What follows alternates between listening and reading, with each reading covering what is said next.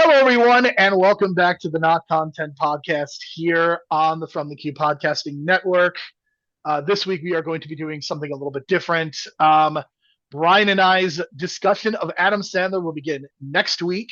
For this week, we are going to be discussing the top 10 Pixar movies ever made. Earlier this year, you had a chance to listen to our discussion of the first 19 Pixar movies.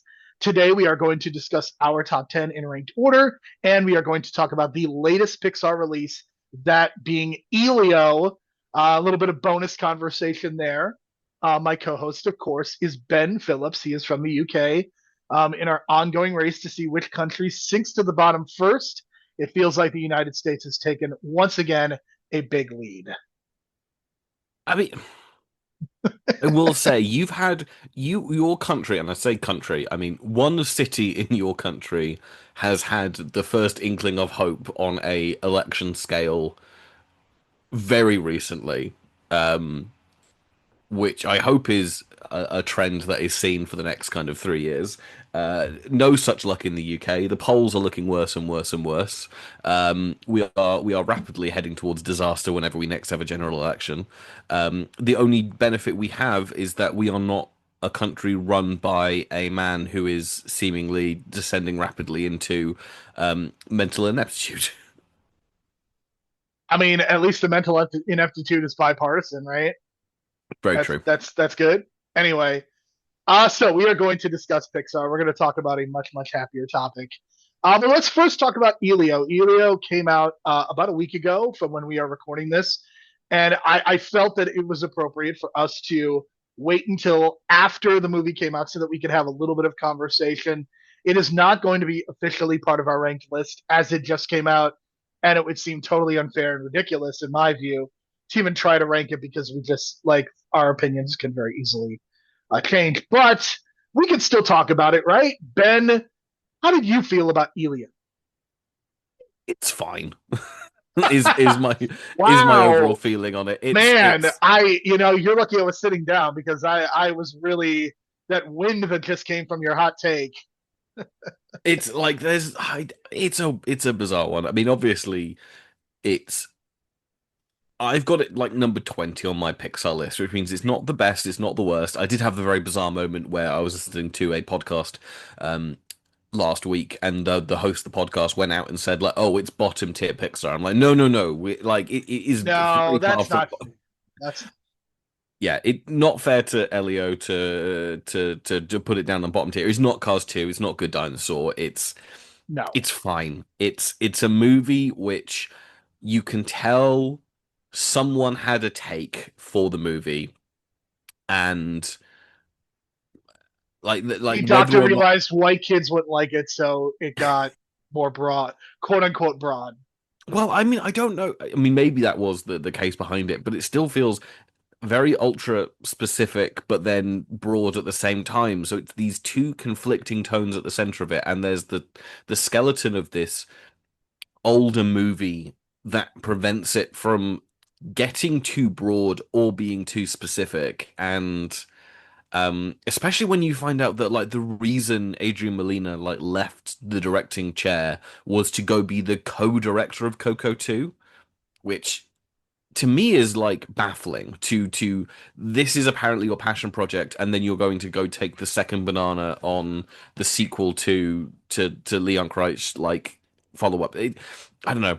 Weird all round. Feels like they'd kind of invested too much money in this thing, and there was enough there that they felt confident that they could release it. This isn't a situation with the Newt movie a couple of years ago where they cancelled it outright. But I really don't have like much more to say on it. I don't think it's like particularly interesting in the topics it's broaching. I don't think it's particularly successful. It was a cute use of like an hour and a half of my time that I didn't regret, but also like whether or not it like enriched my life is debatable. Do you know when I realized that Pixar might be broken? When When they use the needle drop it towards the beginning of the movie. Like I don't think Pixar has used a lot of needle drops, and that one just felt so noticeable. I was like, I don't know, man.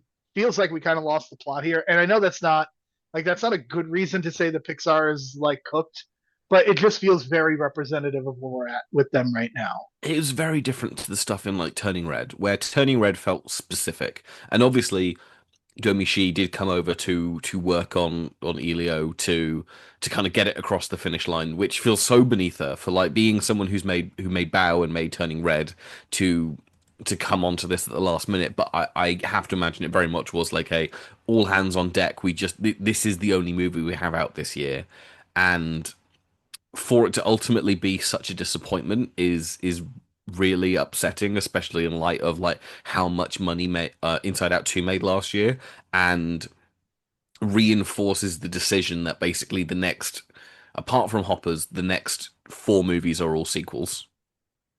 Yeah, I mean it's not good, and the box office for Elio is not good, and I think a lot of that, I think a lot of that has to do with the marketing. Like, I don't think that the quality of Elio is necessarily reflected in the box office because I look at a movie like Inside Out, which I don't think this is. I think this is about the same in terms of quality, but Inside Out, Inside Out 2, I think was marketed better, and of course it has the cachet of the first one.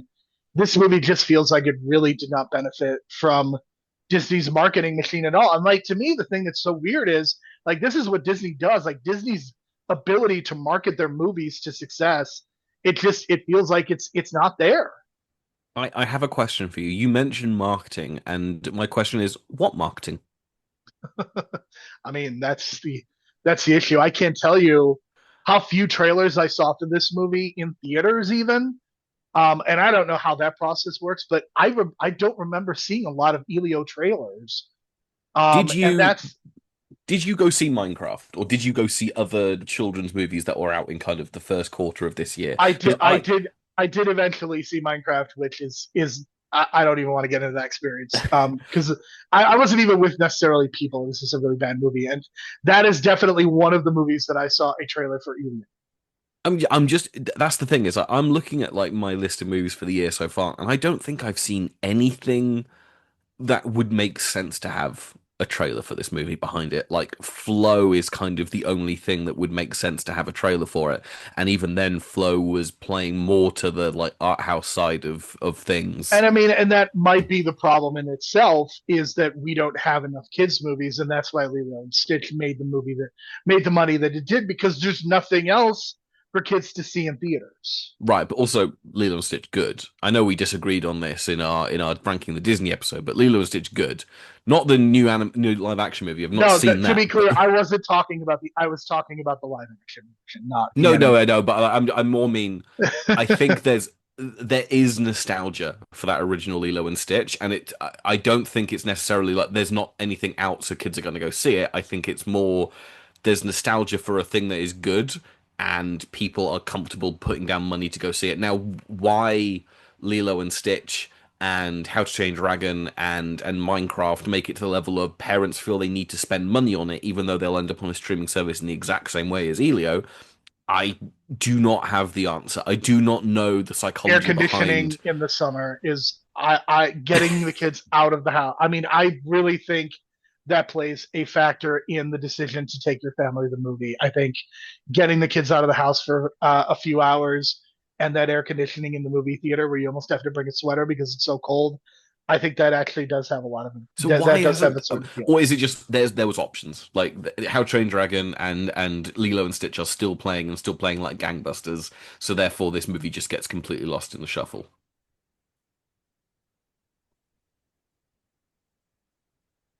Yeah, I don't know, man. Like I definitely want to get into this top 10, but it feels like the whole industry obviously is going through a lot right now.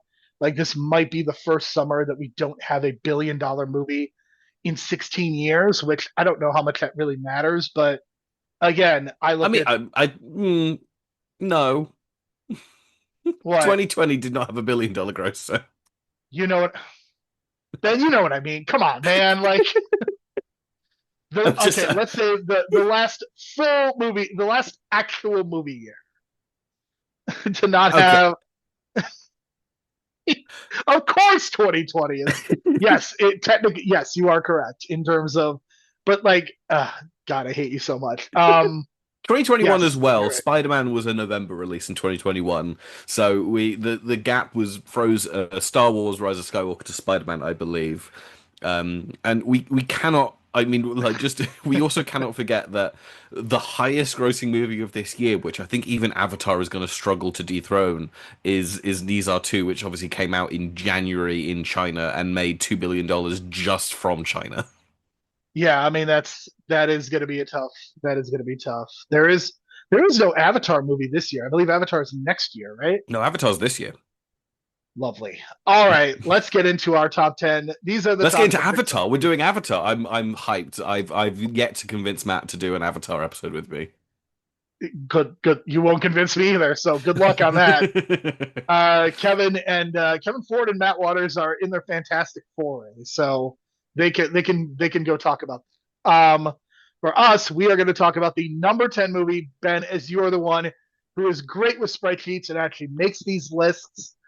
Tell us what number 10 is. Number 10 is of course Finding Nemo, which for a while was like an absolute monster on like the box office scale for animated movies. It was like I think like Finding Nemo was kind of like the first shot across the bow of like Pixar are now kind of bigger than Disney proper. Like obviously like we'd had both Toy Stories and Monsters Inc. and all these other movies at this point, but Finding Nemo to me was the moment where they ascended from a relatively small, or not relatively small, but like kind of a some people knew who they were to the biggest animation studio in the world.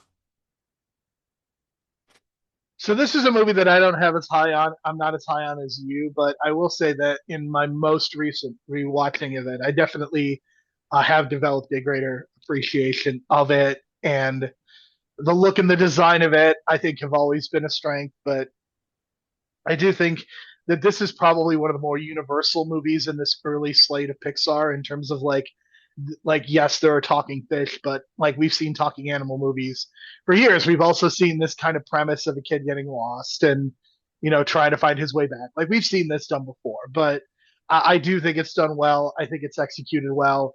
I do appreciate the unique voice acting performances here. You have Albert Brooks, you have Ellen DeGeneres, two people who you would not conventionally say are voice actors, but I think they're used extremely well in this movie.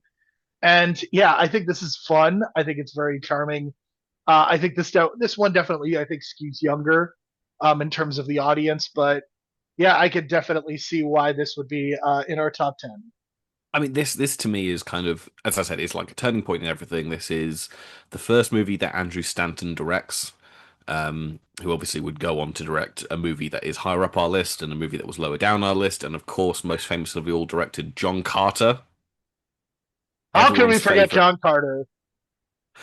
No one should forget John Carter, one of Disney's huge follies in the early 2010s of trying to appeal to boys before they just bought Star Wars and Marvel. Yes. But yeah, like this movie it kind of solidifies the structure of a Pixar movie in that you have what is essentially like a little short.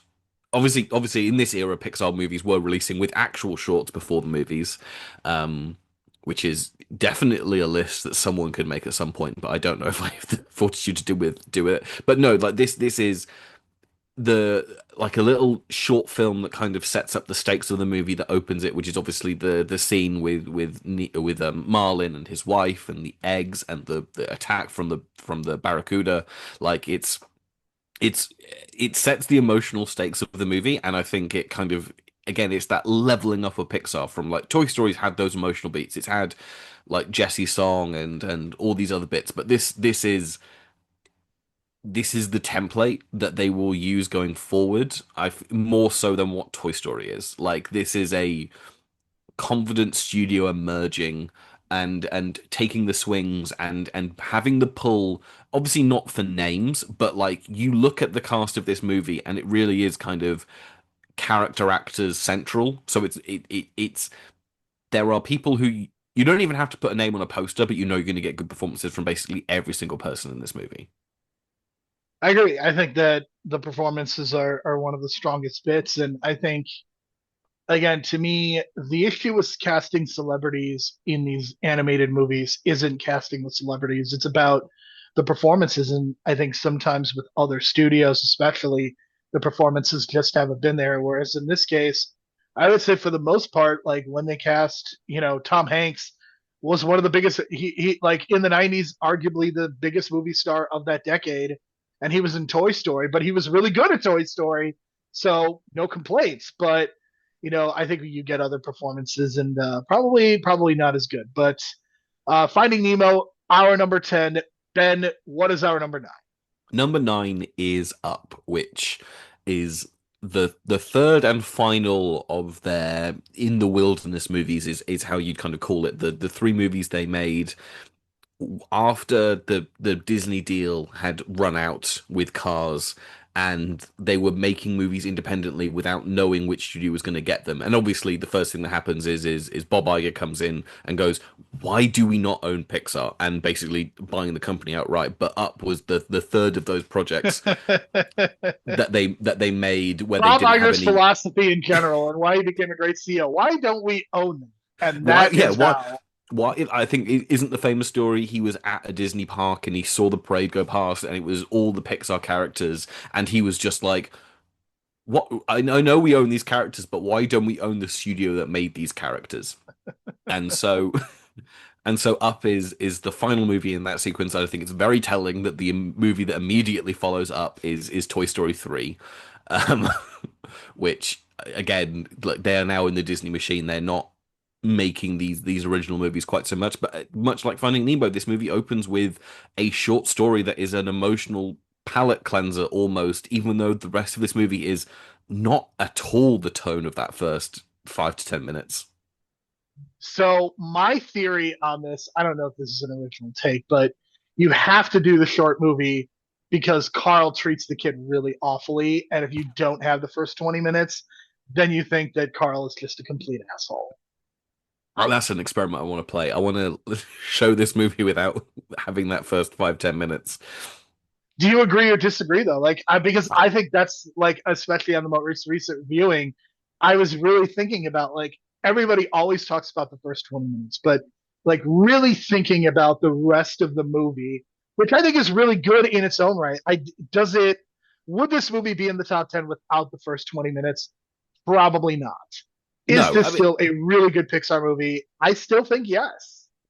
I mean, the New York Times list just came out, and I believe this was the highest rated Pixar movie on the list, which I think is actually less to do with the quality of the movie and more to do with the quality of the first 10 minutes. Like, this first 10 minutes has become shorthand.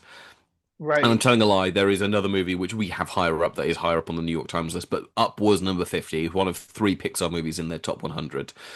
But yeah, I do not think the legacy of this movie is the complete package of this movie. I think whilst there are people who will be able to remember that there's a lot of dog business in this movie, and of course there's Kevin the Bird and all the other stuff that goes on in this movie, it it if it gets brought up, they're bringing it up in the context of the emotionally devastating opening to this film, which I really find fascinating that it's a sequence that has completely subsumed the actual plot of what goes on in this movie, which to me I don't have up in my top 10. It's barely outside it. It's number 11, but to me that's what kind of like takes Up from being top tier Pixar and kind of just shy of that top tier. Yeah, I mean, I think this is a borderline top 10 movie, and for me, I think the first 10 minutes I think are worth bumping up. I like I could say that pretty confidently. But I'm still generally entertained by the movie. I think that the premise of like Carl also having to deal with the people that are trying to knock his house down, like they are really laying it on thick that Carl is not a terrible person, so that when he treats the boy shabbily, I think you don't hate him as much. And again, I personally think that's why you do the first 20 minutes when you include the bit with lifting the house with the balloons. Which at the time was like some of the most gorgeous CG animation was like I mean, it the still holds idea. up, man. Like it still looks really cool. It's still just that moment of like, wow, The lighting in this is incredible. The fact that you get this just extended sequence of the balloons going over the city and reflecting all these different rainbow hues all over everywhere, like it in the way that we talk about like hair on Sully in some of the movies and the other like leap forwards in animation, the lighting in this one is truly impeccable. For sure. What is our number eight? Number eight, we have Coco, which is Leon Kreutz's first movie for Pixar. He was kind of the last of the original five Pixar guys who like are credited on Toy Story 1, I believe, or like worked on Toy Story 1 to actually get a feature film credit. Like he's like been with the company the entire time, and this is his solo film debut. He does direct Toy Story 3, but this is the first time that he's taking an original idea which all of these founders got to do over the course of their careers. It's deeply indebted to Mexican culture. It is a lovely, heartwarming movie, and yet every time I hear people talk about it, I feel like I'm taking crazy pills because they talk about it like it's the greatest masterpiece of animation of the 2010s.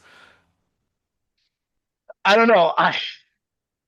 In what circles are you reading this? Is this from people who are younger than us that are This, saying I mean, this? there are people who are younger than me. There are people who are like my contemporaries, like at work. I've heard this take happen again with people who are younger than me.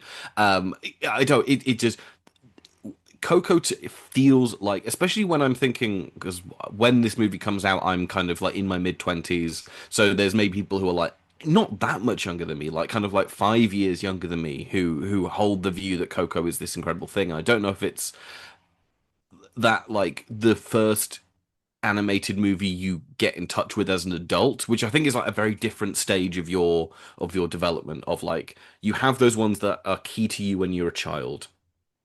And then you Right. kind of have that moment in your teenage years where you're like, I'm too cool to go watch animated movies. Right, And because there's then a if ton of like Pixar Disney movies from this era, from the era of when I was a teenager that I didn't see in theaters. But then we'll talk about. I could definitely see where you're going with this because I'm gonna have a movie. The one of the movies in our list, I'm actually going to like say that this will be my equivalent. yeah, like the one that like you get out of being embarrassed to go see an animated movie in your like late teens or early 20s, and it holds a really special place in your heart because it's the one that jolts you out of thinking that animated movies are for children. Right. Yeah. Where's Coco on your list in relation to my list? I mean, it is at number 10, but it's I do really like it, but I don't love it to the level that like I hear people are like it's a five-star masterpiece. It's one of the great pieces of animation of the 2010s. I cry every time.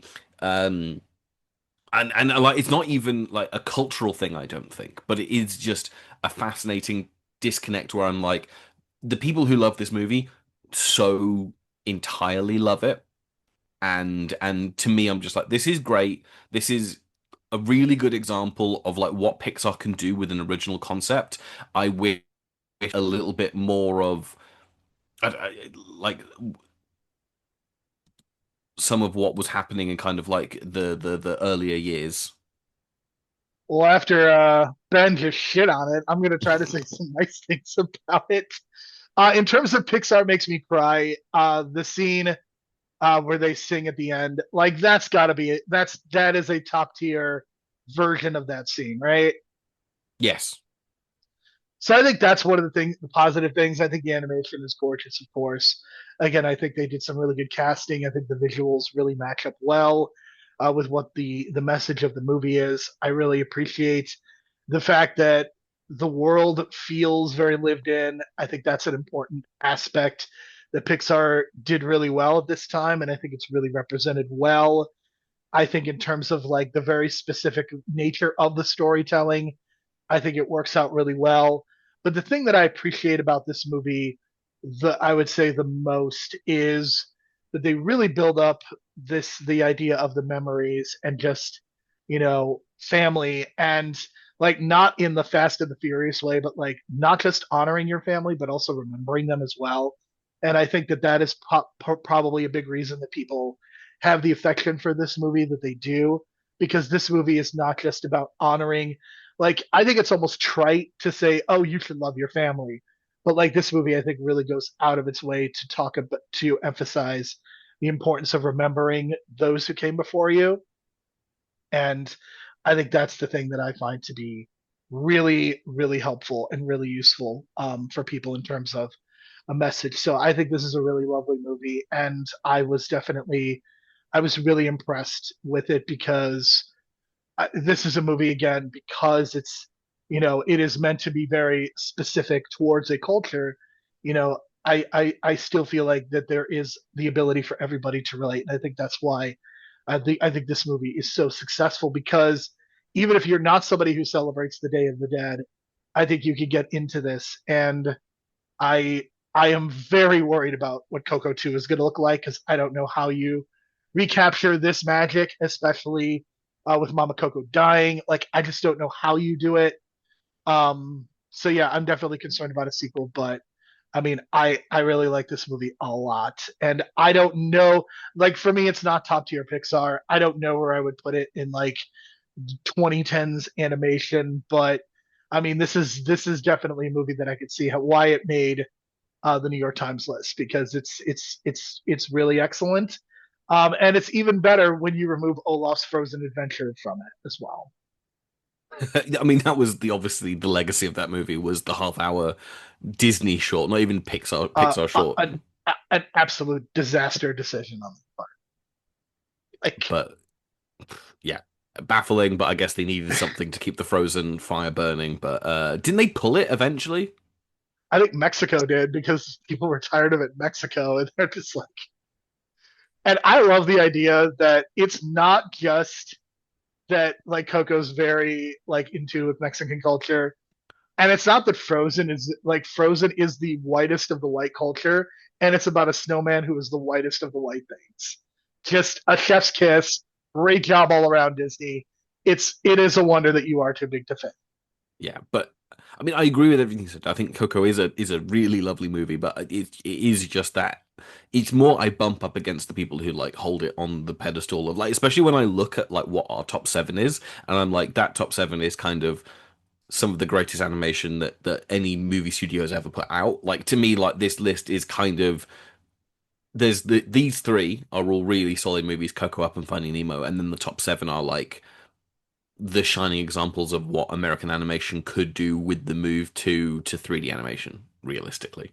Right. And I do want to say, like, I felt like I needed to go above and beyond because it felt like you were you were being a little negative about the movie. So it's like, you know I, what? I just need to talk about this is just me having a therapy session about it. it. Men will record a podcast for 2 hours ranking Pixar movies instead of going to therapy. Yeah, exactly. Speaking of therapy, Number seven is Inside Out. To me, the best Pixar movie of the 2010s. And the kind of the solidification of Pete Docter and his what if bureaucracy was behind the speaking concept that of you were told Pete, as a child. Pete Doctor really needs to go to therapy and figure out his issues with bureaucracy. It is very funny that Up is the only one of the four movies he's directed for Pixar that is not about what if we took like a metaphysical or like fairy tale concept and made it into a bureaucracy. Like and I have heard some people say that like this movie by pigeonholing emotions can be like is a little bit damaging, but like boy is this movie so good, so funny, so interesting, so uh, emotionally resonant. I mean, this has there is a little bit of like a preamble scene with obviously the Riley's life before they moved to the big city. But like the devastating moment at the heart of this movie is so infamous. And I Do feel you as want to like talk more about it? Talk more about it. yeah, it has become I think has become the definitive Pixar tearjerker moment. Apart from the opening to Up, I think, I, but I would say it is much more ingrained in people's minds. I don't think it's as good as Coco, but I think because it has a very sticky piece of dialogue, I think that's how it became so ubiquitous. it's And it's it's memeified itself almost. yes, Yeah, I totally agree with you. And but also it's got like a fantastic Richard Kind performance behind it. Um, it kind of tricks you in that it doesn't come out of nowhere, but like you don't expect to give a much of a shit as you do about the character. If you go Um, online, you will find people that all will just talk up Richard Kind to death, and it's well deserved. He makes everything better. but like I mean, the one that I remember being really massive of this movie is obviously Amy Poehler's fantastic. I mean, like it's she This is the best use of Amy Poehler that I've ever seen. Parks and Rec is number two, and after that, it is a mixed bag at best. you wouldn't put like Weekend Update or something at like a number three. I mean, that would probably be number three. I don't know. I have a very mixed relationship just with kind of her as a comedian, but like I think that like her being in this way, and I think this is actually very similar to the Leslie character in Parks and Rec. I think this is what she does best. Yeah, it's easy to minimize the impact that she has on this movie because she is kind of a straight woman in this movie, even though she's also kind of the villain. It's a really interesting kind of like tightrope she has to walk with how this performance walks. But like Phyllis Smith as Sadness is the defining performance of this movie. I think if it wasn't so competitive, I think I would have Phyllis Smith on my like best performances of 2015. It's an incredible vocal performance and the kind of thing that really doesn't get shouted out enough. Like I can't think of that many other performances in Pixar movies that are this good. I think that I know what my like top three are, and they're all like single movie performances. I don't know if I could do like a Mount Rushmore of like my favorite Pixar performances. But Phyllis Smith is transcendent in this movie and kind of really elevates. Absolutely perfect casting. Yeah, I mean, it doesn't get any better, and I think her casting really. I mean, that's probably what makes this movie as good as it is because without Phyllis Smith, like if you can cast, I'm not even going to reference a more famous actress, but like if you put a more famous actress in this role, I think you lose a lot of the heart. And I think that part of the issue with Inside Out 2 was some of the casting, and I think that's the difference in this movie. I mean, obviously the first movie is also a little bit simpler, and um, yeah, I'm so impressed with this, and I remember that there were a lot of critiques about the movie Boyhood, and like just because it was about a boy, and this movie in so many ways feels like the second leg in the weirdest trilogy of all time: Boyhood, Inside Out, and Moonlight. I feel like are the like again because you're talking about like the experiences of three very different young people. I think all three movies are really good. They're if yeah, on my list of 100 favorite movies, I think all three are on it. As a matter of fact, I think what makes Inside Out like unique, of course, is the fact that you are getting inside of her head, and you have Amy Poehler, you have Phyllis Smith, so you really have these standout performances that make the movie sing, and I think that's what makes Inside Out so impressive. And just I think the Riley stuff is handled much better here. I love that we get a little bit of the insights of the parents and their thinking. Like we get just enough of that. Like I think you could have really made this movie feel smaller by just doing more of that. But I think you cut to them like one or two times and it's perfect, and you hit the notes and then you kind of move on. And I think it really works out. Yeah, I mean the tear jerking moment is great. It is very great. It's not like to me Coco is I would really have to think about what the number one is. I think the number one might actually be the original, which we're going to talk about soon. But man, Coco's up there. Coco is probably in my top five.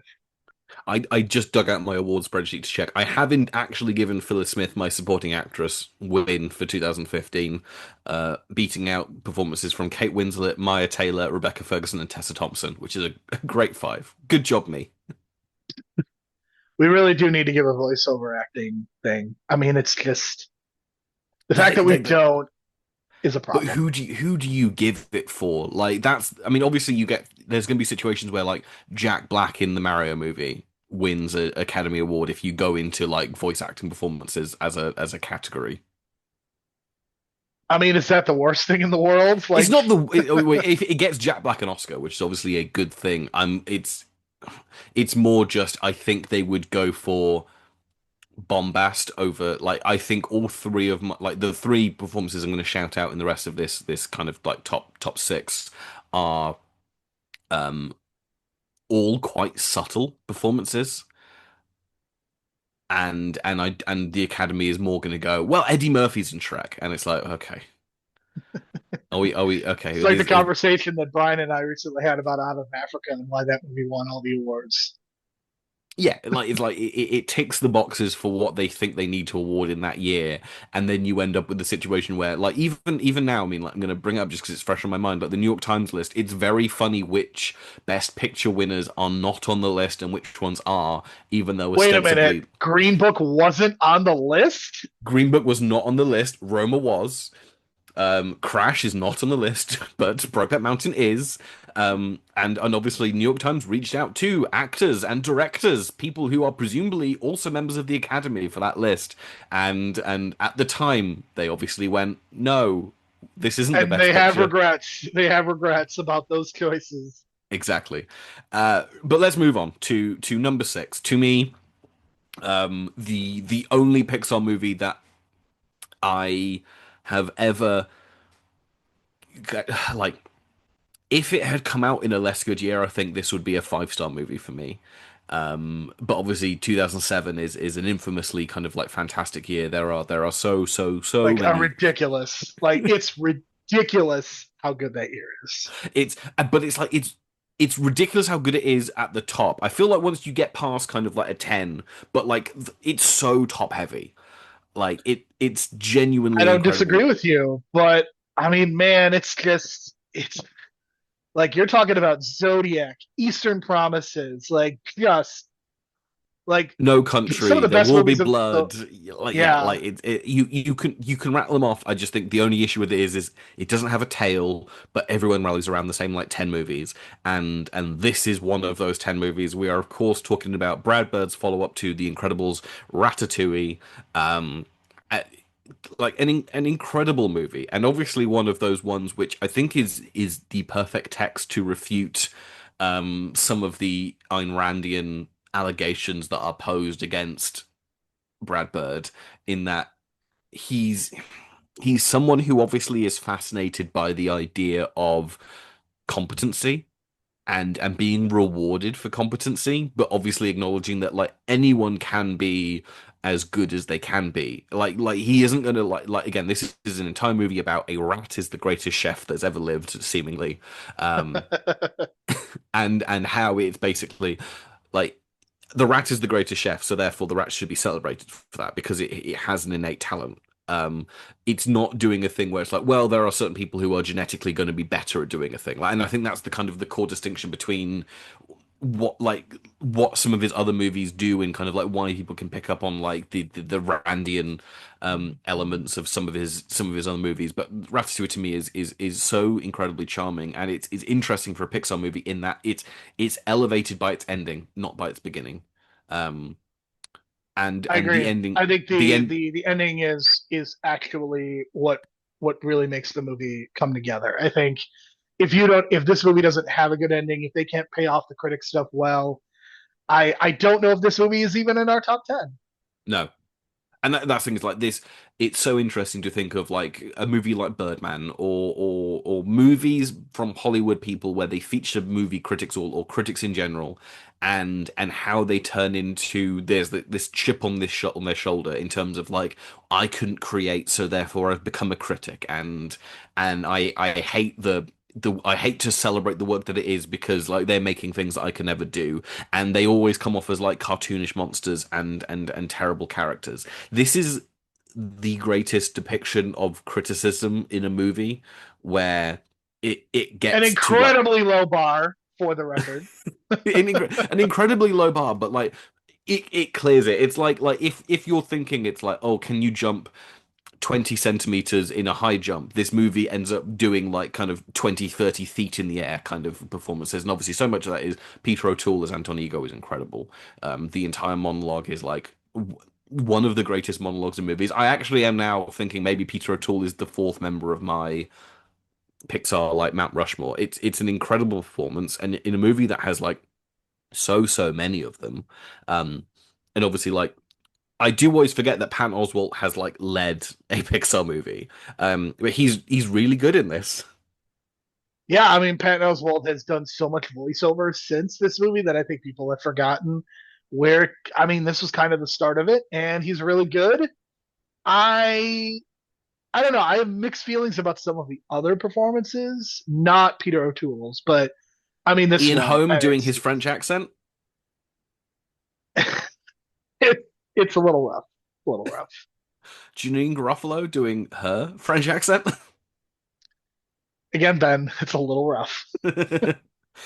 Like Will Arnett I doing. don't think I don't think that it takes away from the movie tremendously, but it doesn't like add to it either. I don't know what, and I don't know what the solution is either. Like, do you just not have them do French accents because then it's really weird? I don't I know. think It's like you probably have to do like a Hunt for Red October where you start with them speaking in French and then transition them into just speaking with English accents is probably the cleanest way to do it. right. It's just very. I don't think there's any French people in this movie at all. Oh wait, no, Well, Stefan Roux is a TV how narrator. how dare you? Also, this movie makes Paris look spectacular. Oh, it does. It does suffer the ultimate consequence of you can see the Eiffel Tower from every spot in Paris, which is always very funny. It's like there are two things to signify that you were in Paris. Well, maybe there's a few more than that, but the two big ones are there will be an Eiffel Tower, a shot of the Eiffel Tower, and you will see someone holding a brown paper bag with a baguette inside it. I mean, it doesn't. In an animated movie, the Eiffel Tower thing doesn't really bother me as much No, it's a because stylized view of Paris. Very like true. that's fine. Like in a live action movie, it absolutely would bother me. Just like any movie that is in Las Vegas and they get the geography wrong always bothers me. But in an animated movie, like it's almost like, well, they're no. It's like you just do whatever you want at that point.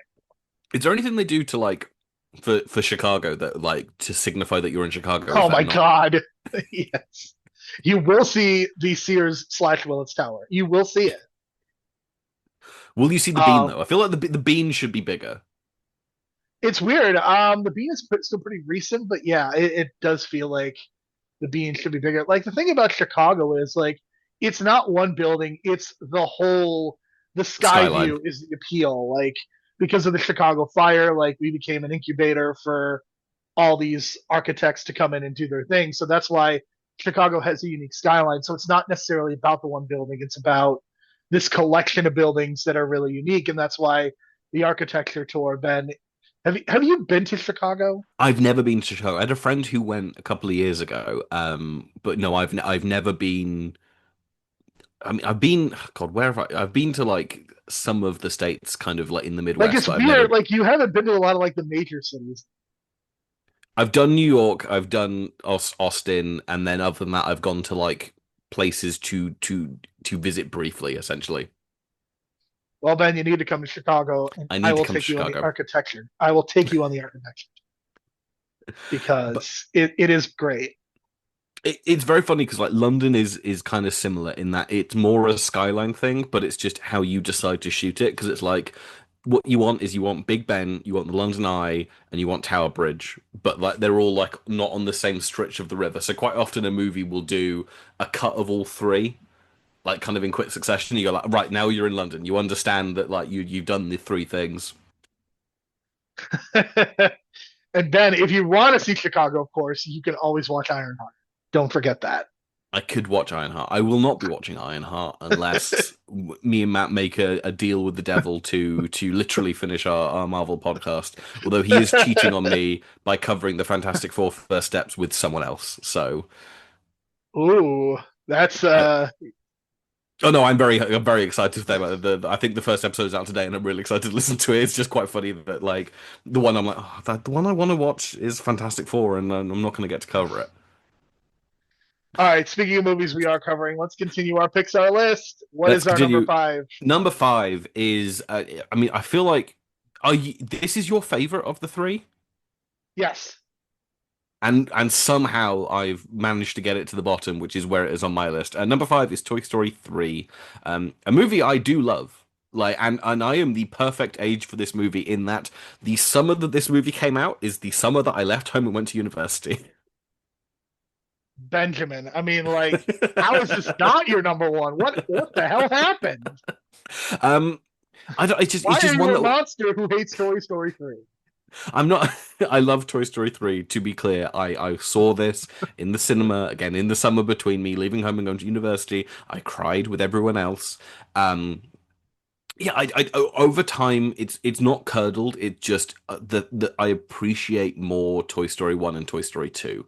Um, this one, I don't want to say it feels manipulative, but I can see where the movie is like guiding me towards a little bit more than I can with Toy Story 1 and Even Toy more Story so than 2. Toy Story 2. Even more so than Jesse's song.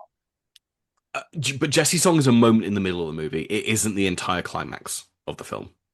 I mean, I don't totally disagree, but I don't know. I mean, I think this movie goes to some places that even on a rewatch, I was very surprised at how dark this movie is and how Mm. not funny it is and how they're really going for it. And I think that's what I appreciate so much. And coming into this, like if you had asked me to do kind of a ranking, Toy Story 3 probably would have been number one. And I think that it was reinforced just because I think it's really trying to do something that a lot of that even the first two Toy Stories like kind of hinted at, but this movie kind of goes there in a way, and I think that is what is most impressive is that this movie it's not just like they hit the emotional beat with the toys almost being burned and having their like lives threatened, but then like to follow up with like the scene with Andy like that.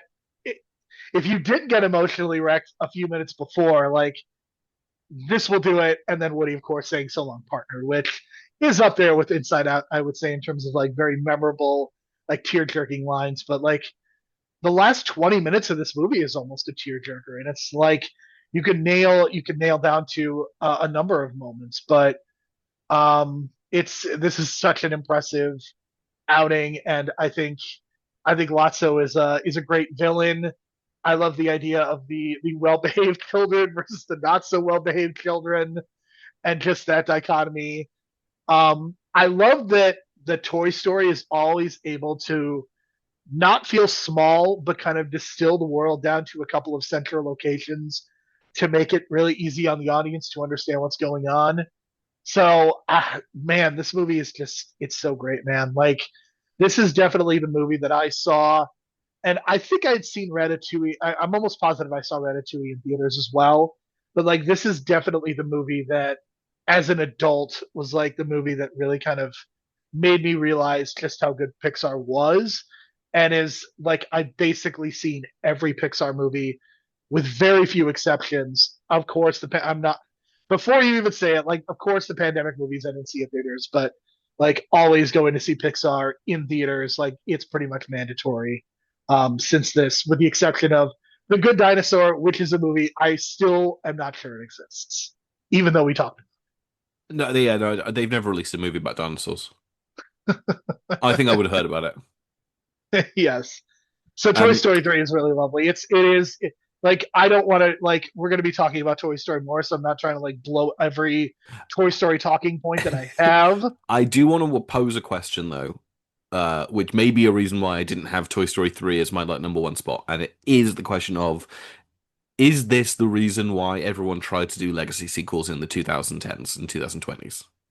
Is Toy I Story could 3 the originator and to blame for the last kind of 15 years of really bad legacy sequels? I mean, it be possible to be both right about the question, but I don't think you can hold this movie accountable for it. Like I can't blame the filmmakers behind this for being the reason that we have so many legacy sequels either. Like I don't know. I think that's a really tough like maybe, but I mean, legacy sequels have existed beforehand. Like maybe not in the forms that we think of, but I mean, like think about something like the Brady Bunch, which look is not like Marvel or Star Wars, but like they've certainly taken years off and then come back with new series and new TV movies and stuff like that. So I think we've seen legacy sequels beforehand. Did this turbocharge it? Perhaps, as it led to a lot of strife and a lot of mixed bags, certainly. But I mean, look, to me, I would more so blame J.J. Abrams for the legacy sequel thing than the Toy Story 3 filmmakers. I mean, that's fair enough. I think that's a very, very solid answer to that question. I think the two that have come up on my quick search that predated this movie, which I think are very, very apt, Rocky Balboa and Indiana Jones and the Kingdom of the Crystal Skull are probably two quite good examples of like legacy sequels that existed before this. And even then, Toy Story 3, there's only like 10 years between this movie and Toy Story 2. It's not the I think it gap just that we feels longer because Andy goes from being a kid to an adult. I think that's the only reason it feels different. yeah, absolutely. Like 10 years from 8 to 18 is very different than 10 years 28 to 38, just as an example. Yeah, or 23 years between zombie apocalypse and current day zombie apocalypse. Yes, absolutely. I'm not going to tell the story, but yeah, we'll get. I'm sure we'll have a conversation about it at some point. We need more lists for next year, so might do Or something or for the century, for the decade. or even on a year-end wrap-up of 2025 if it still stays in my top 10. Ooh, we'll see. We will see. Yeah, that's gonna be a very interesting conversation as well. But Number yeah, Toy four. Story 3 is spectacular. Speaking of Toy Story, Yeah, number four is Toy Story from 1995, the original, the first feature-length 3D animated movie, I believe. Obviously, it's a huge statement piece. We've already mentioned like Tom Hanks being cast in this movie, but we can't. Well, we kind of have to talk about him in this one. I think we can sidestep it in the other movies, but we have to talk about Tim Allen and his position as basically the king of television. Like I it, mean, it people underestimate how popular Home Improvement really was. And people look, underestimate how popular Last Man Standing was. Like, he is a man who, if he is the lead of a TV show, it will run for so long and tie up people who you probably want to be acting in other projects for he many, many will, years. but he also will keep actors employed as well. Like that's the thing is that's syndication money, man. Like don't underestimate like getting to that 100 episodes and that syndication money. I mean, the Friend stars are literally still making $20 million a year because of it. And obviously, not everybody is going to make that amount of money, but man, there's something to that. Home Improvement, I just like in terms of like that is very much the end of an era, and it is wild to think that Tim Allen and Tom Hanks they probably get cast in 1991. Tom Hanks is not the biggest movie star in the world. He is kind of in a slump. Home Improvement is just starting out. Tim Allen is like a huge benefactor of that comedy boom of the 80s where every two-bit comedian got a TV show, and we are still feeling the residuals of that. Thanks, Bill Maher. So like Tim Allen is just getting a TV show, and by the time Toy Story comes out, Tom Hanks has won back-to-back Oscars, and Home Improvement is the biggest TV show in the world, or one of the biggest TV shows in the world.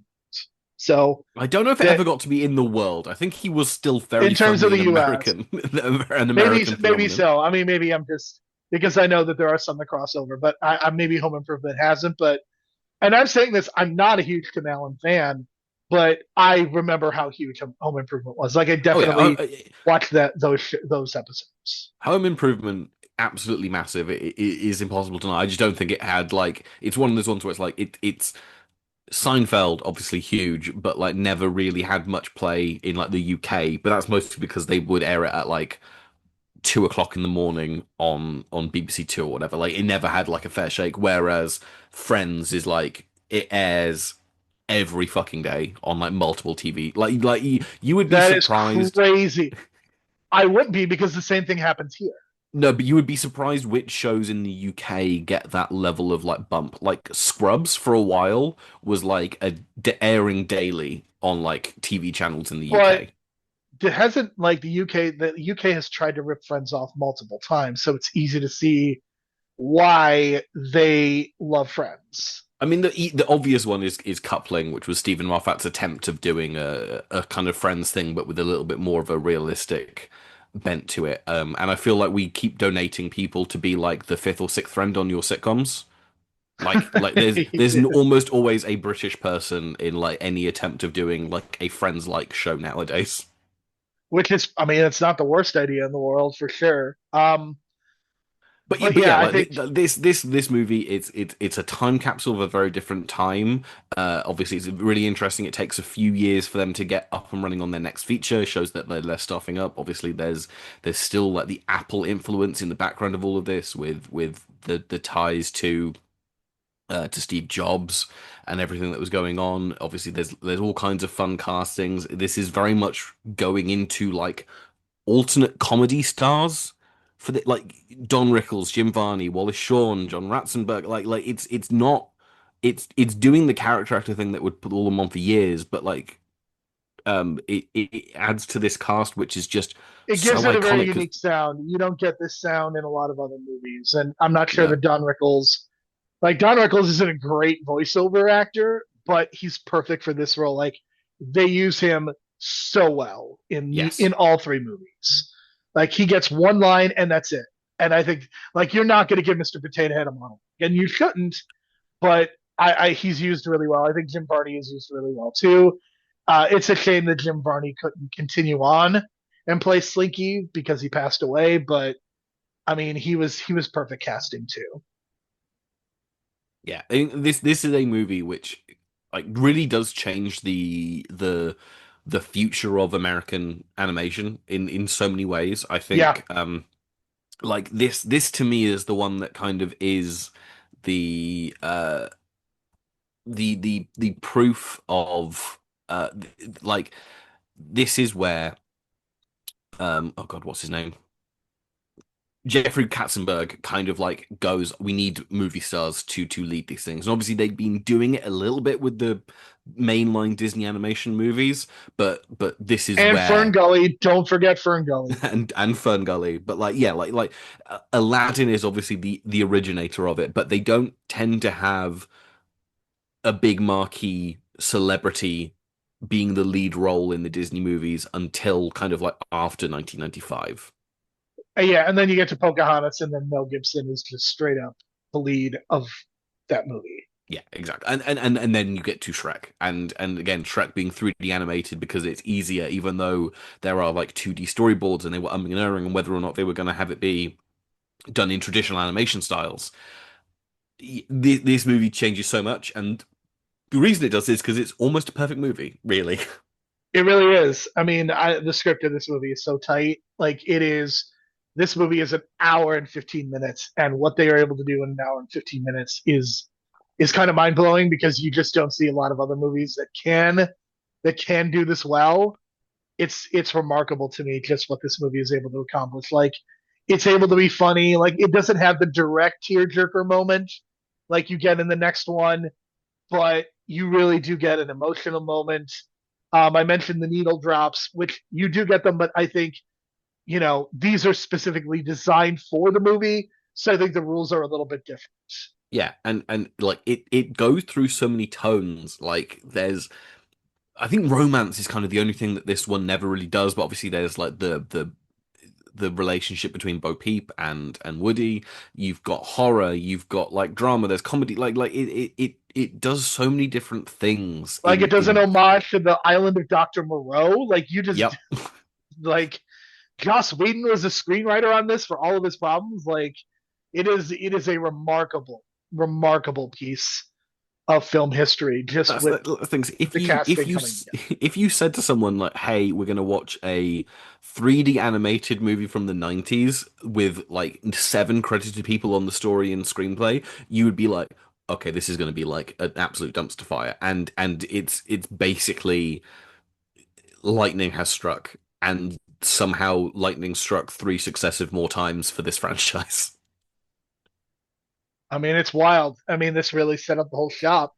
And It's at the whole shop. It's weirdly become like obviously back in like the 2010s, it would always be like, and then Toy Story 3 is like or Toy Story is like the greatest trilogy of all time. Like unquestionably, like those 3 movies, like there's not really a like duff one of them. And then everyone was like, oh, but no, what are they going to do with Toy Story 4? And whilst most people would say it's not as good, it's not like it's like shit the bed and made the franchise kind of like fall apart. And it's the only reason why I'm holding out hope that like Toy Story 5 is also still going to be good, because like they care too much about what this franchise means to make a bad movie.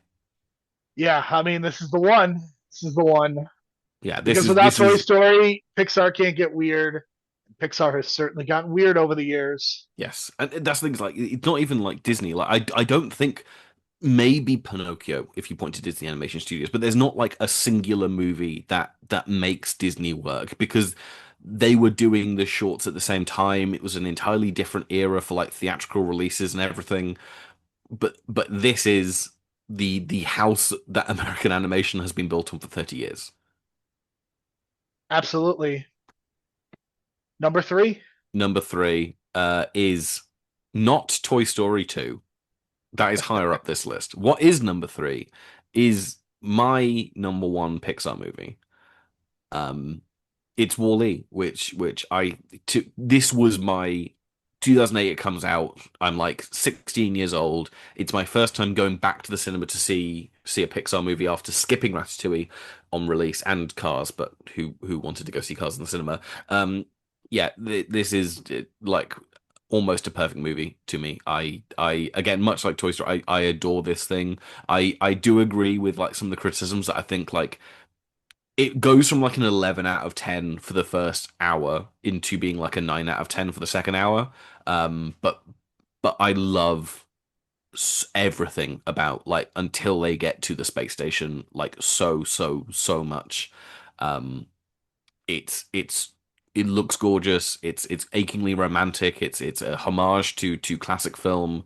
Um it's yeah, it's everything I could possibly want it to be. And even then, when they get to the spaceship, I still adore. Like, there are so many great robot friends. It even with people talking around them, which I think like is when the movie starts to take a step back. There's still enough points of just incredible, perfect, like just pure animation with no fluff to it. That I yeah, I'm in awe of this movie. Adore it. if they could have made the first hour of this movie and somehow distilled it into the full movie in some way, I probably would not disagree with you. I think it's that second half that drags the movie down just enough. And look, this movie is number 7 on my list, and I would still tell you that this is one of the best animated movies of the century. And again, this was the highest ranked animated movie on the New York Times list, correct? Correct. I mean, I certainly don't disagree that it shouldn't be on that list, but it's that second half, man. Like the first half is so perfect. It almost has the same problem as Up. Like Up's first 10 minutes are so good, and then the rest of the movie can't really match up. I think in some ways, this first half is even better because it's more consistent for a longer period of time. But the second half, it just you mentioned it. It's the talking that ruins it. Like there's just something about once dialogue is introduced and you get the humans, like just like in real life, Ben, when you introduce the humans, it all goes to shit. And I should Yeah, say but shit. Like it's never bad. no, Like it's not. It's never ever like, oh, here we go. But it just and it drags the movie down just. and but also I think it's probably a little bit also like Idiocracy, which is a movie that obviously a lot of people bump off, but then some people come in and go like, yeah, but it's not wrong. Like it's actually quite an insightful critique of like where we are as a culture, and it's on the nose. It's cartoonish in terms of like what it's trying to say, but it's not wrong per se. The fact that like we are rapidly heading towards a world where people are going to be like, I'm happy to live on my computer and ask my AI to solve all my problems for me is vaguely terrifying. But yeah, like it's always it's the bit where it becomes touches against real world issues and gets too broad with it that is always going to kind of like make people bump up against it. And I wish it could stay in its Hello Dolly musical silent movie kind of like aping world, but alas, we must get brought down to earth and uh, see what shit has gone on with humanity in space. Yeah, this is. I mean, it absolutely belongs in the top 10 for sure. I could not disagree with that. But Yeah, it's I think in terms of like the animation quality as well, like it really stands out. The Wally character I think really stands out. Like when I think of like the most memorable characters, Wally is right up there. It's such a shame that Andrew Stanton.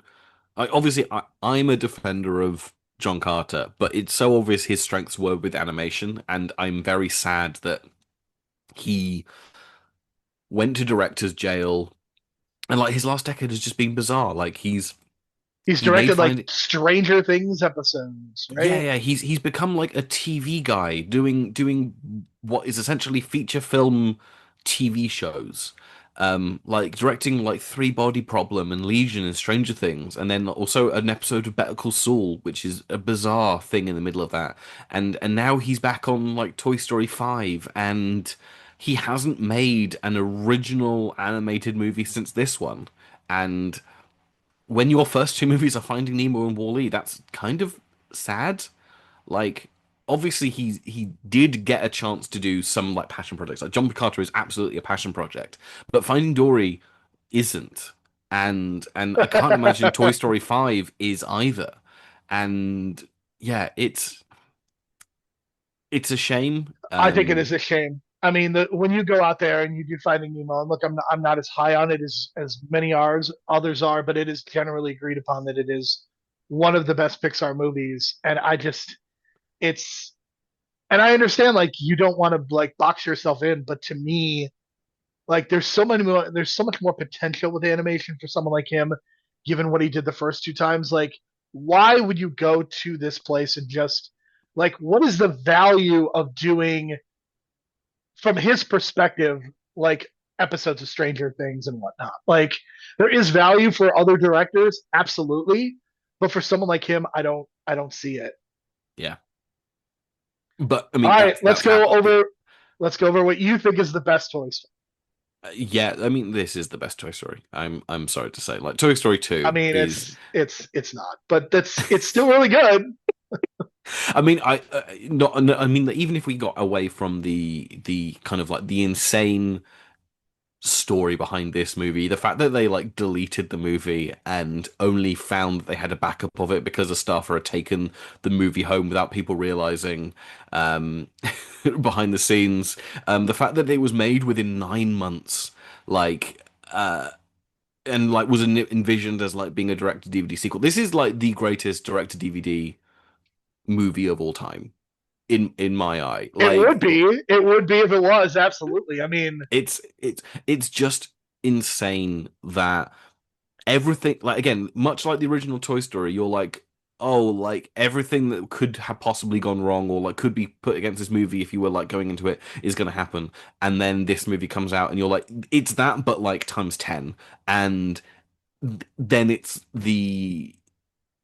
not only is better than the original in my opinion, um, but also again like shows the that elevation of Pixar. Like again, if you don't get a Toy Story 2 hit in that first few years of the company, because I do think Bugs Life kind of like it's not a misstep, but it's definitely not like showing what the company is going to be going forward. And then Toy Story 2 is one of the most insightful pieces of like movie making on nostalgia and like sense of belonging and found family and just so many wonderful, beautiful, gorgeous things.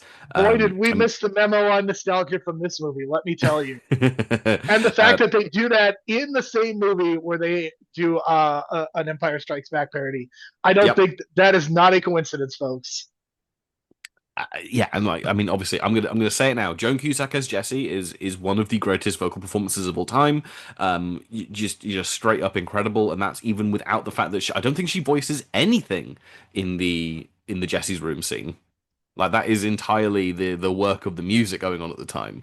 Um, Yeah, it and is. I mean, I think she's really good. Based on what we know, Toy Story 5 is going to be apparently about her. So I think they have heard you, Ben. They have heard your statement, and they are putting it into action. it only took 25 years for them to realize that Jessie is good. I mean, I mean, it feels weird to say we're making a movie about Jessie, considering the fact that like obviously the first movie is the Buzz movie. in real. But like, so this kind Correct. of is the Jesse movie as well. So I don't know, like it's very funny that like there has never actually been a proper second Buzz movie since the I original mean, movie. Even wasn't Toy Story 4 intended, like, obviously we still got some of it, but wasn't Toy Story 4 kind of intended to be Woody and Bo Peep? yes, and So I like, think but this is I gonna be think Buzz they're and trying Jesse. to Buzz and Jesse. Okay. I mean, that we'll see what happens. Like, I don't know if Tim Allen can do it, but we're gonna certainly find out. I mean, that's the thing. Is like Tim Allen is a far weaker performer, but he is the second lead of all of these movies. Even though Toy Story 3 he learned Spanish, and Toy Story 4 he's just in the car for like most of the time. Um, It's really weird. I think it's like this he is second build in all of these movies, and none of like this is the only one that gives him like a significant B plot, really. But even in I the mean, B but plot, even in this movie, he's like he's an idiot. yeah, So funny to me. Also, a very good performance out of Jason Alexander as well. yes, incredible performance. I mean, this my favorite sequence in all of Pixar is the sequence with the man who comes around to fix up Woody. Oh Um, my god! If you love competence porn, this is a top tier competence porn scene. hmm Like, yeah, it I mean, Kelsey Grammer is in a Pixar movie, and like he's ultimately the villain. But I mean, he's really good in this movie too. yeah. I mean, everyone's great. Like Kelsey Grammer, like I mean, obviously, like every interaction that people have with Wayne Knight as Al is amazing. Like again, it's just that thing of like let's pick up good comedy actors from the 90s from like TV shows who have distinct voices. Like which I think is something that's definitely lost. And obviously, it was like a trend in the 90s Right. was like, oh, we'll get Danny DeVito in Hercules and stuff like let's get these distinct voices. But so many of them because obviously the entire cast from the first movie is back. Here's some more. Here's Estelle Harris, like who has again one of the most distinct voices you could possibly imagine.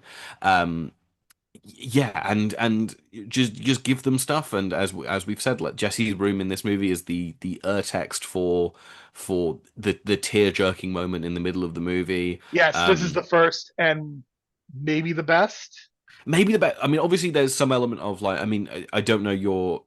I'm going to make a reference now to C.S. Lewis and the Wizard and the Lion, the Witch, and the Wardrobe, which obviously famously the last book one of the female characters from The Lion, the Witch, and the Wardrobe is like in one scene in the final book in the series is basically said like, and she didn't get to go to heaven because she found boys in makeup, and it's like, okay, what is this sexist bullshit? And there's some element of that where I mean, you can put that similar reading on Jesse's owner in the movie. I don't think it is this like sexist creed of like, and then girls kind of like give up toys and stuff like that. I think it is just, and we grow up and get older, but some people have taken that sequence to be, um, look at what a bitch the owner is for like what she's Really? doing I here. don't like to me the whole point of that scene is that she just grows up. I don't necessarily think we are meant to interpret it as, oh, she's a terrible person. And Yeah, I think that's reinforced in Toy Story 3 because of the way that Andy behaves. Like Andy is never,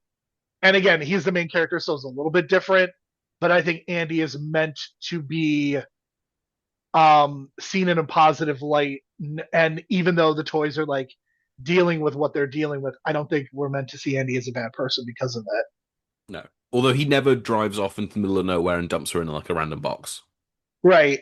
I mean, but Andy's always been very respectful of his toys too. He has been.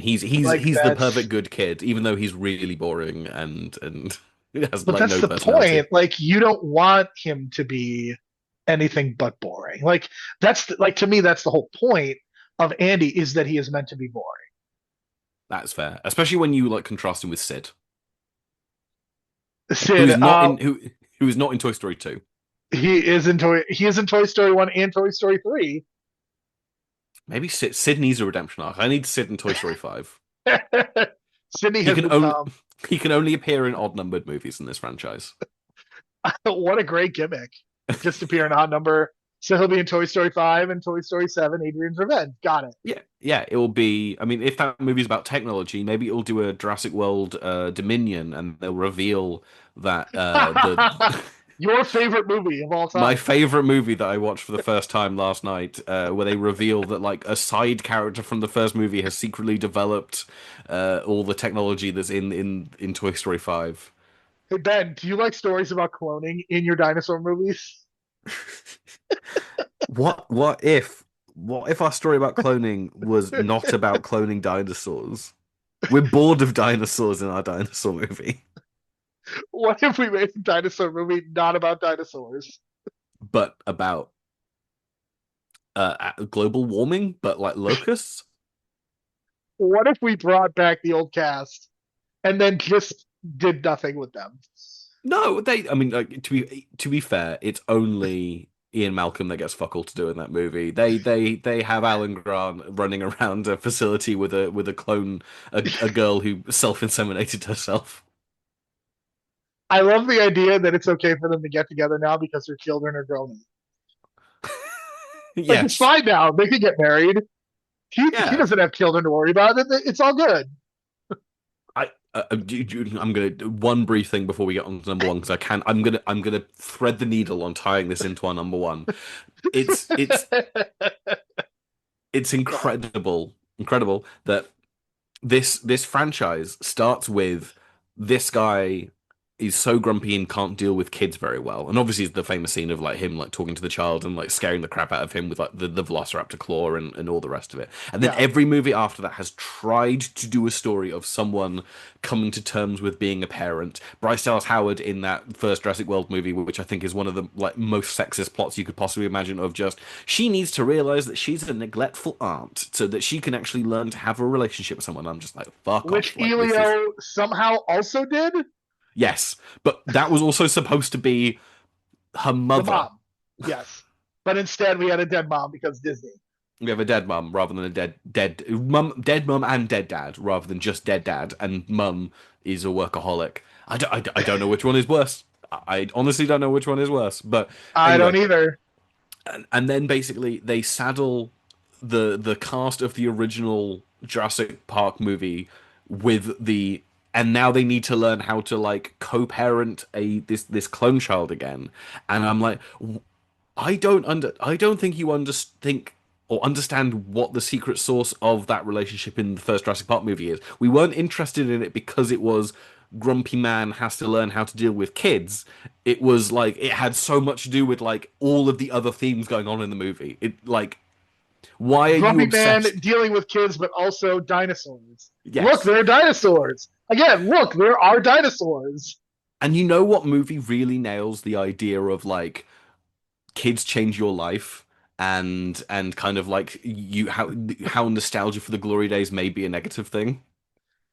Our number one movie, which Our number incredibly one is not movie. number one on either of our lists. It is number two on both of our lists though, which I think is apt enough.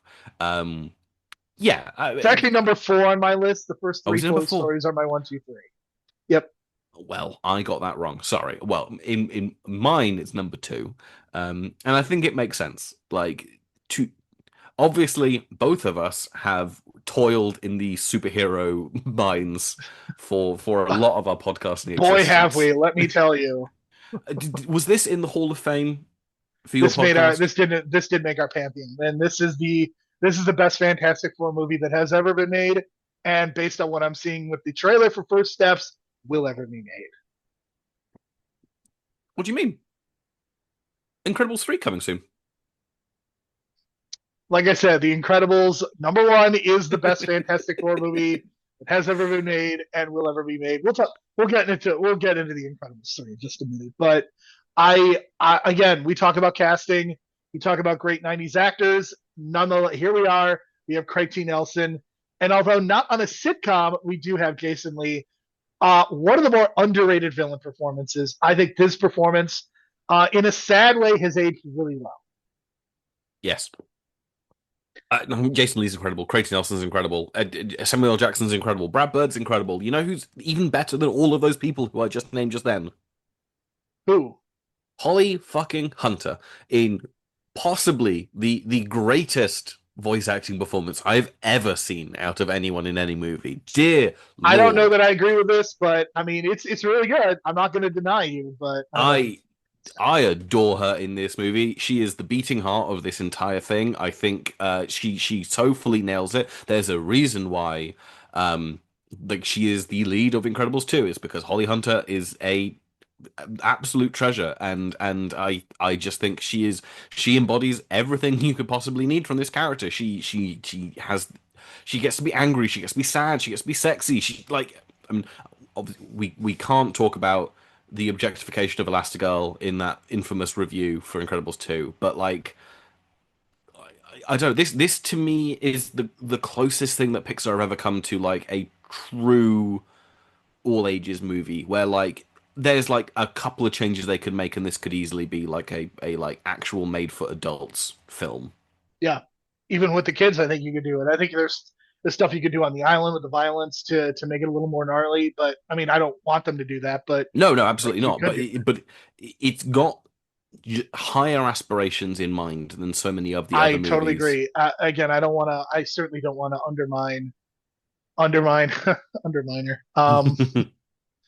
And yeah, I mean, this movie lives up to its title. It's so good. And look, I mean, part of the fact is that we are very inclined towards superheroes. So I think that undoubtedly influences kind of why this movie is number one on this list. And again, it's not number one individually, but I think we both think so highly of it.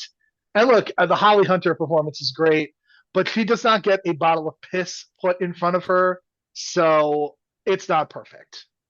Don't bring that movie up in front of me ever again. I had to. I just had to, Ben. Uh, I think I might be rewatching Man of Steel ahead of well, Superman coming out. well, sir, that was not in Man of Steel. That was in It Batman. wasn't in Man of Steel. I don't think I will ever rewatch Batman v Superman again. I've done Why not? my You don't like Batman branding people? I've done my two watches. I've watched every single Zack Snyder movie. I've done my time with that man. Um, and Including so the Rebel Moon movies. including the Rebel Moon. I've seen both of them for my sins. So when are Um, we doing a Zack Snyder ranking podcast? I mean, I'll do it. I can send you my list. I have seen them all.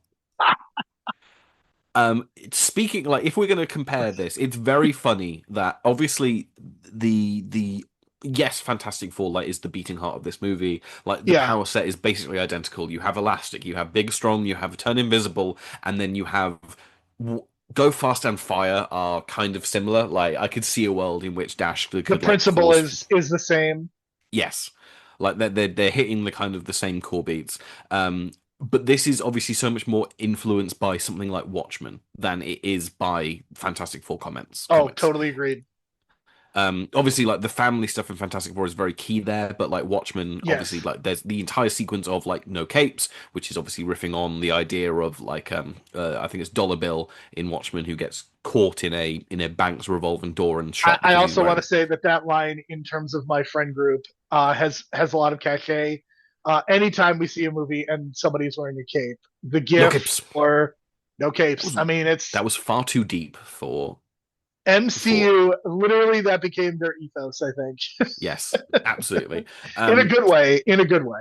but he's very because obviously Zack Snyder directed a Watchmen movie. He is a man who you could definitely argue has very Randian politics, which you can also level at Brad Bird. But I just think that Brad Bird is so much more interesting in the way that he deploys so many of these things, where it's like all the stuff with like we can't let Dash compete because he's going to be better than everyone, and how you manage those I don't know, like the movie has more thought about how actually being like genetically better than other people might impact the ways in which you like live life and whatnot.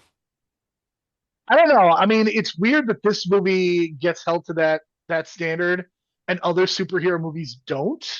Hmm. Does that make sense? Like, I don't feel Yeah, like a lot of other superhero movies, like James Gunn, isn't going to get the same thing for the way that he approaches Superman. no, So I don't know that I mean, again, I don't know what I think of Brad Bird in terms of his politics. I mean, it seems like he kind of took John Lasseter's side in the split. So I can't say that I'm a huge fan of that, but that's different. That is a very different argument than this Ayn Rand stuff. And I It, don't it, I don't it's I don't like Ayn Rand. I want to be clear, but like I'm not sure that you I don't I have hold like the it to that standard. Fountainhead multiple times on your bookshelf. What kind of a person would I be? I mean, like here's the problem. She's a shitty writer. Like aside from her politics being bad, her writing sucks. I've never actually read an Ayn Rand novel. I mean, I've Maybe I read should parts of watch the one. three Atlas Shrugged movies, which aren't they also infamous for like the cast God, is different in all three of those movies? don't even get me started. I mean, you're probably right. I haven't put the energy in. I mean, Ayn Rand sucks, and I don't know. Like maybe he does, maybe he doesn't. Like it doesn't matter to me. Like I don't know. I'm not thinking about the politics of this movie because I don't think the movie itself is thinking about the politics. Like to me, the No, problem with Incredibles 2 has nothing to do with Ayn Rand. It just the problem with the Incredibles 2, in my view, is that it repeats too many of the same beats and it doesn't really have anything new to say. Like to me, what makes this movie special is that it has so many things to say about the superhero genre that haven't been really said since. Part of that is the no capes thing. Like I think that's really cool and really innovative. Syndrome as a character, I think, is a really unique villain that I really like. Just the family dynamic, the way that they interact with each other. I think that's excellently done. I also really appreciate the fact that you get a lot to do with the kids. I think Sarah Vowell is not a even a voiceover actor, and I think she does a really good job in this. absolutely. It's But yeah, I mean, The Incredibles is, I mean, it lives up to its time.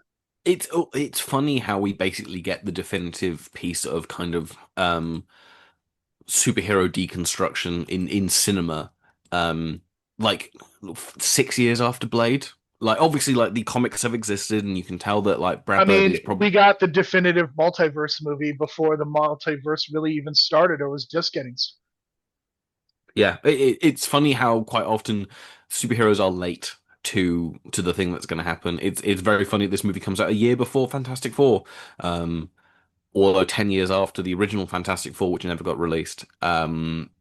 Yeah, like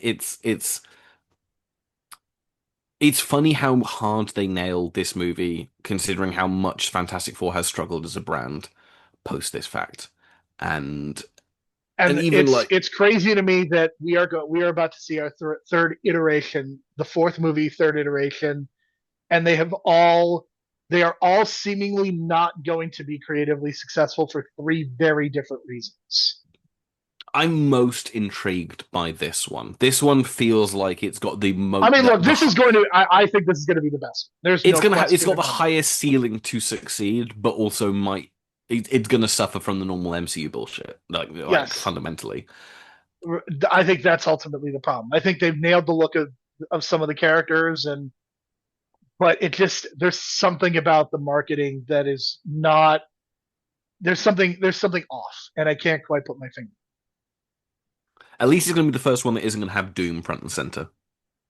I think that's a good thing, and no Josh Trank, which is also a very good thing. And yeah, do we want let's talk about Incredibles 3. So what is the Incredibles 3 news? The Incredible 3 news is that originally stated that Brad Bird would be back with Pixar to direct Incredibles 3 once he's finished work on his movie for, is it Netflix that or is it Paramount that Lasseter ended up at?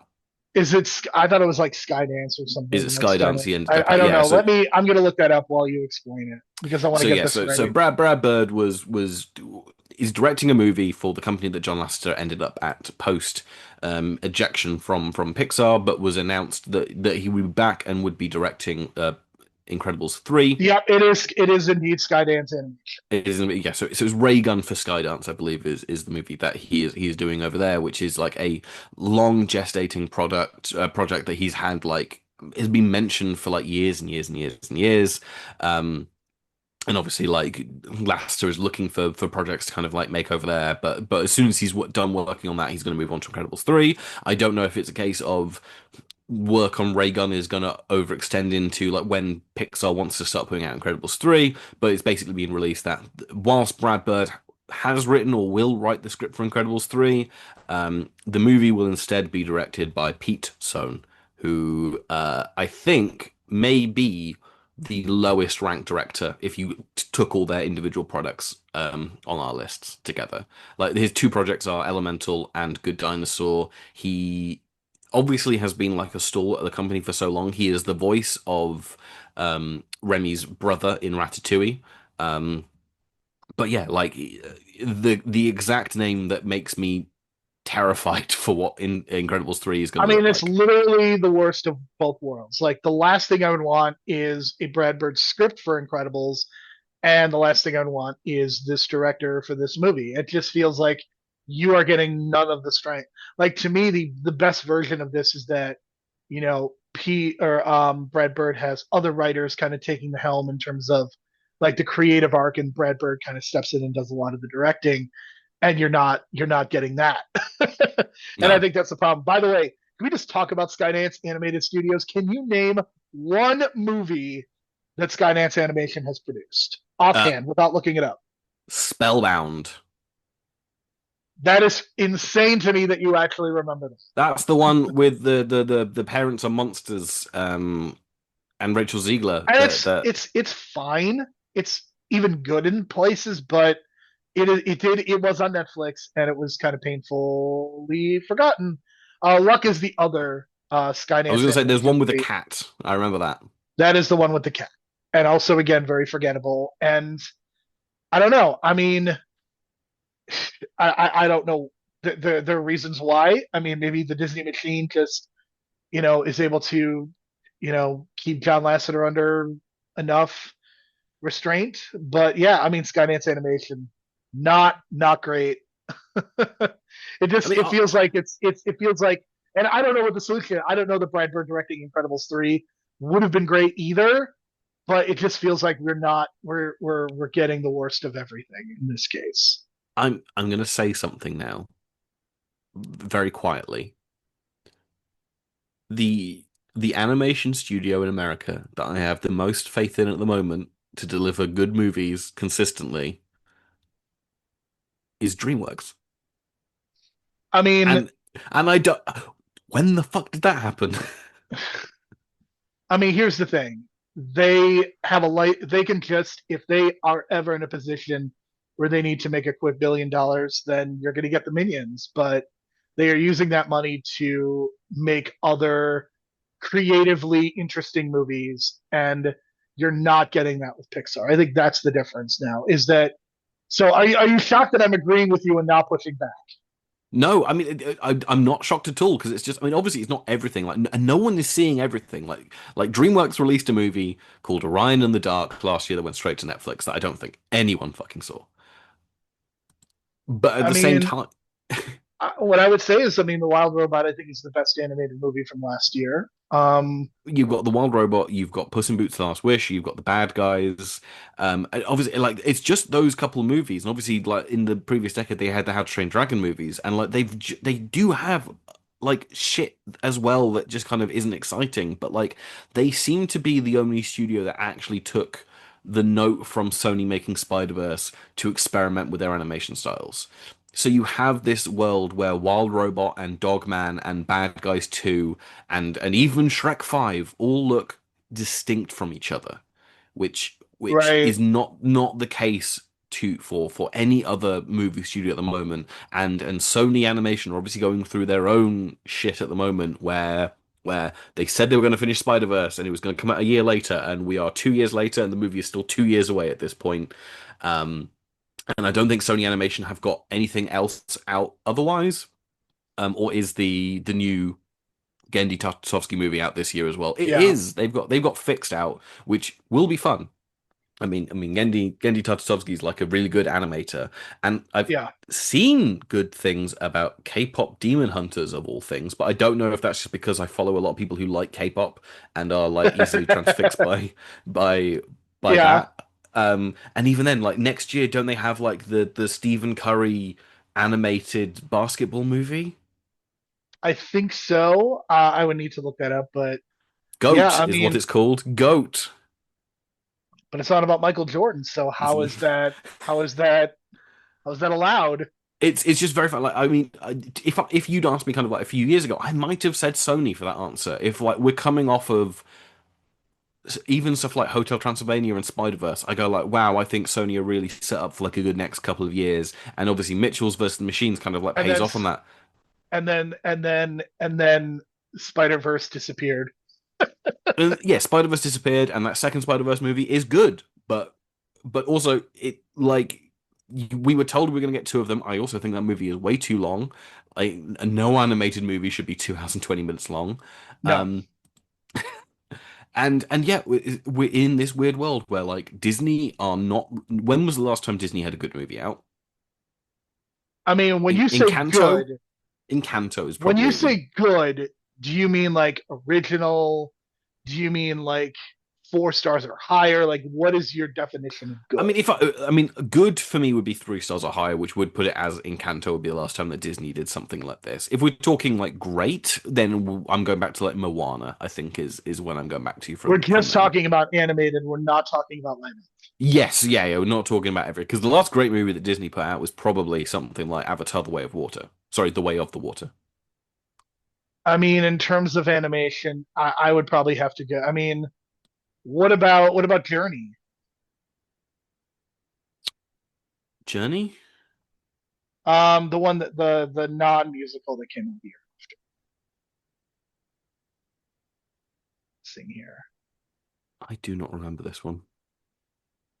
Maybe this is part of the problem. Maybe it is. We're in a weird state, and I'm not. And it's not to say that animation in general is in a bad place. I mean, last year you had Flow and you had the Wild Robot, and even 2 years ago you had like the Boy and the Heron. But obviously, that's not American animation; it's Japanese animation. Right. But like, animation is successful and buoyant on an international level. More and more people are getting into it. There's still like really, really, really exciting stuff going Strange on. World. I'm sorry, not Journey. Strange World. It was fun. I But mean, yeah, I think I'm like a little higher, but I don't know that I would certainly. I don't think that we would do another one of these lists for another American animation studio at this point. I don't think so. I mean, we could do DreamWorks, I guess, but We could do DreamWorks, but it DreamWorks would is be very repetitive. there's so much bullshit, and it basically would just end us with getting to the top 10 and being like, there's a couple of How to Train Your Dragons, a couple of Shreks, Wild Robot. I'll say this: I'm intrigued by the idea of Shrek Five if they have a good idea if this is just a kid, if this is just, which it could very well be just a cash grab, but Why maybe not they. both? Why not both? I mean, certainly it could be like, what if like they came back because it actually like there's actually an interesting idea, like they've taken enough time away and they've come up with something that is as good as Puss in Boots, the Puss in Boots sequel. That's the thing that kind of like gives you hope is that like Puss in Boots was so good, and To an hopefully amazing that. degree, like that movie had no business being that good. No, and I probably should go watch the original Puss in Boots as well, just so I can complete my Shrek viewings. I probably will before Shrek 5 comes out. Um, Yeah, but yeah, like it's a weird world for American animation where it's not in a bad state. It's just I think we are firmly away from this era where like the reason we're talking about Pixar is because Pixar inspired this excitement. You I mean, I knew think the next Pixar movie the was big was issue, of yeah. course, is that like any other movie studio, it's where are the great original ideas coming from, and it just feels like we're really collectively struggling with that in both animation and live action. Yeah, I mean, Pixar had the benefit of like, here are the four guys. These four guys are just going to rotate between directing movies and are going to like release a banger of a movie kind of every other year, essentially, is where Pixar got to. And then they majorly fucked up their succession planning, it felt like.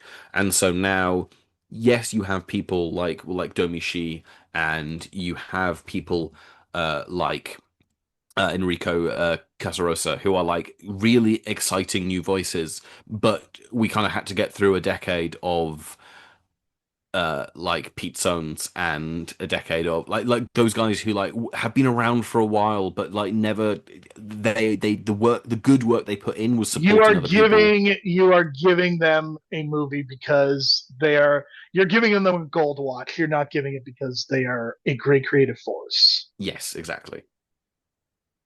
Which I think is totally like I think that's fair to an extent. I mean, to me, I think one of the biggest problems that Pixar has is they're not doing the shorts anymore, and I think the shorts were a really great way of testing out directors and movies and stuff.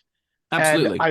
I feel like we did this list and we haven't even talked about the fact that Pixar has had two TV shows at this point, Yep. two, and they are incredibly forgettable. Like the most memorable thing about the most recent one is the fact that the trans element got removed. Like Yep. that's the only memorable element of that show.